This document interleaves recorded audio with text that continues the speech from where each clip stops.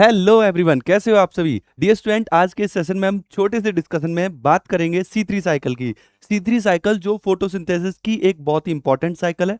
और अक्सर हम इसको ऐसा सोचते हैं यार ये हार्ड होगी, नहीं, बहुत ही सिंपल एंड बहुत ही स्वीट सी साइकिल है। हर प्लांट में परफॉर्म होती है। चलिए देखते हैं इसको। ओके, सो ये मिस देख रहे हो, हार्ड लग रही है ना। अभी मत देखो, मैं आपको दिखाऊंगा बहुत ही शानदार तरीके से स्टेप बाय स्टेप समझा कर कि कैसे C3 साइकिल परफॉर्म होती है। तो चलिए स्टार्ट करते हैं। देखो, कॉन्सेप्ट समझो सबसे पहले कि प्लांट क्या करते हैं, कार्बन डाइऑक्साइड को लेकर ग्लूकोज बनाते हैं, बराबर। और हम सिंपली बोले तो ग्लिसरॉल 3 फॉस्फेट बनाते हैं। और सिंपली बोले तो कार्बन डाइऑक्साइड को लेकर उसको फिक्स कर देते हैं ऑर्गेनिक कार्बन में। पॉइंट क्लियर है? यस। तो कैसे ये करते हैं? ये करते हैं C3 साइकिल की मदद से। और C3 साइकिल हर प्लांट में परफॉर्म होगी। आज की इस क्लास में 5 मिनट के अंदर C3 साइकिल होगी फिनिश। चलिए स्टार्ट करते हैं।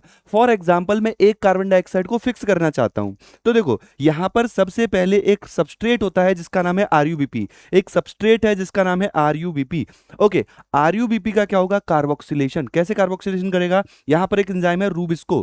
सबने नाम सुना है रूबिस्को का? यस। रूबिस्को एंजाइम RUBP को और कार्बन डाइऑक्साइड को एज सबस्ट्रेट लेगा और क्या बन जाएगा? 6 कार्बन का स्ट्रक्चर बन जाएगा। क्योंकि RUBP 5 कार्बन का स्ट्रक्चर होता है, कार्बन डाइऑक्साइड 1 कार्बन का स्ट्रक्चर है, और ये दोनों मिलकर 6 कार्बन के स्ट्रक्चर को बनाएंगे। वो 6 कार्बन के स्ट्रक्चर टूट जाएंगे 3-3 कार्बन के 2 मॉलिक्यूल में। बोले तो 2 मॉलिक्यूल ऑफ 3 PGA। अब ये 3 PGA फॉस्फोग्लिसरिक एसिड जो है, ये PGA रिड्यूस होता है ग्लिसरॉल 3 फॉस्फेट में। इस स्टेप को बोलते हैं रिडक्शन। बोले तो 3 ही स्टेप है, कार्बोक्सिलेशन, रिडक्शन और रीजनरेशन। कार्बोक्सिलेशन में आपने देखा 3 PGA बना, 3 PGA के 2 मॉलिक्यूल कन्वर्ट हो जाएंगे 2 PGA में। ओके, यहां पर ट्रिक ये है याद रखने की कि देखो 2 मॉलिक्यूल PGA के कन्वर्ट हो रहे हैं 2 मॉलिक्यूल ऑफ ग्लिसरॉल 3 फॉस्फेट में। तो यहां पर एनर्जी जो खर्च होगी वो 2 ATP और 2 NADPH खर्च होगी।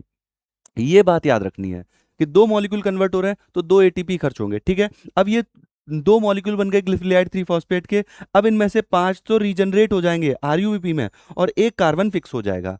एक कार्बन जो फिक्स होगा, इसको फिक्स करने के लिए कितनी एनर्जी लगी? तो रीजनरेशन में भी एक ATP खर्च होता है। तो हम बोलते हैं कि भाई with respect to 1 carbon dioxide, एक कार्बन डाइऑक्साइड को फिक्स करने के लिए 3 ATP और 2 NADPH की जरूरत पड़ती है। बोलो, समझ में आया क्या?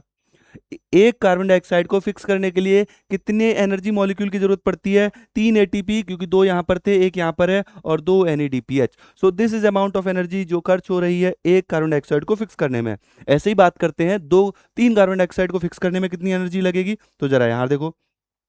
अब मान लो आपको 3 कार्बन डाइऑक्साइड फिक्स करने हैं, तो 3 कार्बन डाइऑक्साइड फिक्स करने के लिए 3 RUBP लोगे, कार्बोक्सिलेशन होगा। अब देखो यहाँ पर 5 कार्बन का एक RUBP होता है, 3 ले रहे हैं RUBP, तो 15 कार्बन यहाँ पर हो गए। 3 कार्बन यहाँ पर हम ले रहे हैं कार्बन डाइऑक्साइड को फिक्स करने के लिए, 3 कार्बन यहाँ पर ले रहे हैं, तो हमारे पास टोटल कार्बन कितने हो गए? 18। अब 18 कार्बन को हम क्या कर रहे हैं? 18 कार्बन को क्या कर रहे हैं हम? तीन तीन हम क्या कर रहे हैं? हम 3 कार्बन के PGA में कन्वर्ट कर रहे हैं, राइट। तो हमारे कितने मॉलिक्यूल बन जाएंगे? यहाँ पर कितने मॉलिक्यूल बनेंगे? तो आप यहाँ पर नोटिस करेंगे 6 मॉलिक्यूल बनेंगे, क्योंकि 6, ये 18 नहीं, यहाँ पर 6 होना चाहिए। यहाँ पर क्या होगा? 6 मॉलिक्यूल। 6 मॉलिक्यूल बनेंगे किसके? 6 मॉलिक्यूल बनेंगे किसके? 3 PGA के। अब वो 6 मॉलिक्यूल कन्वर्ट होंगे किसमें? 6 मॉलिक्यूल ऑफ ग्लिसरॉल 3 फॉस्फेट में। तो एनर्जी कितनी खर्च होगी? हमने ट्रिक याद की थी अभी कि 6 ATP और 6 NADPH खर्च होंगे। ठीक है, तो यहां पर 6 ATP और 6 NADPH खर्च हो रहे हैं। अगेन, अब आपको फिक्स करना है, कितने कार्बन फिक्स करोगे? ऑब्वियस सी बात है, 3 कार्बन फिक्स करोगे, क्योंकि 3 कार्बन आपने कार्बन डाइऑक्साइड के फॉर्म में लिए थे, उनको फिक्स कर दोगे। रीजनरेशन में कितने RUBP रीजनरेट हो रहे हैं? 3, तो 3 ATP खर्च होंगे। यहां पर अगेन बात निकल के आती है कि 3 कार्बन को फिक्स करने के लिए कितनी एनर्जी की जरूरत पड़ेगी? तो यहां पर देखो 9 ATP की जरूरत पड़ रही है, 6 और 3 9, और 6 NADPH की जरूरत पड़ रही है, राइट। तो ये अमाउंट ऑफ एनर्जी है जो खर्च हो रहा है 3 कार्बन डाइऑक्साइड को फिक्स करने में। फाइनली एक बात और करते हैं कि मान लो मुझे तो एक कार्बन डाइऑक्साइड से एक ग्लूकोज बनाना है, तो कितनी एनर्जी खर्च होगी? मतलब मैं 6 कार्बन को फिक्स करना चाह रहा हूं, तो 6 RUBP लूंगा, 6 यहाँ पर कार्बन डाइऑक्साइड लूंगा, तो यहाँ पर 12 मॉलिक्यूल बनेंगे 3 PGA के। यहाँ पर 12 ATP 12 NADPH खर्च होंगे, और 12 ग्लिसरॉल 3 फॉस्फेट के मॉलिक्यूल बनेंगे। कार्बोक्सिलेशन हुआ, रिडक्शन हुआ, रीजनरेशन में जितने RUBP थे वो रीजनरेट हो जाएंगे।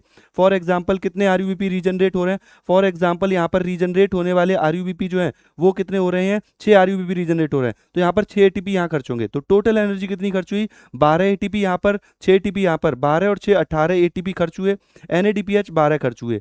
सो एक एक ग्लूकोज को फिक्स करने के लिए 18 एटीपी और 12 NADPH खर्च होते हैं। सो ये है C3 साइकिल। आपको मैंने 1 कार्बन, 3 कार्बन, 6 कार्बन तीनों के रेस्पेक्ट में बताया। अब आपके लिए एक सवाल जरूर है कि कितने एटीपी खर्च होंगे अगर मुझे एक सुक्रोज बनाना है। इसका आंसर आपको नीचे कमेंट सेक्शन में देना है और ये प्यारे प्यारे नोट्स जल्दी आपके सामने हाजिर होने वाले हैं। वेट करो आप 28 तारीख का, एक बहुत ही सुनहरे दिन का, जिस दिन एक बहुत ही शानदार सा सरप्राइज आप सभी के लिए आएगा। कमेंट सेक्शन में मुझे बताओ ये वीडियो कैसी लगी और कमेंट सेक्शन में ये भी बताओ एक सुक्रोज को फिक्स करने के लिए कितने एटीपी और NADPH की जरूरत पड़ेगी। मिलते हैं नेक्स्ट वीडियो में। Bye bye, take care, thank you so much and love you all, bye bye.